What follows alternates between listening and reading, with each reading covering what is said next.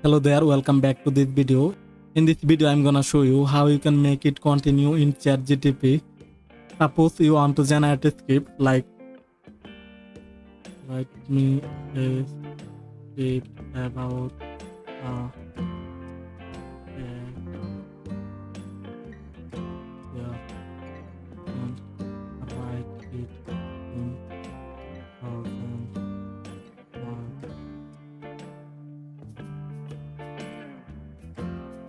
and it's generating. After that it's sometime stop it.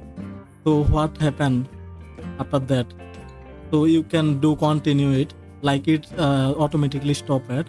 After that you can command again, write continue and then click enter, then it will again continue. So this is how you can make it continue in ChatGPT. Hope that this video helped you out. Thanks for watching.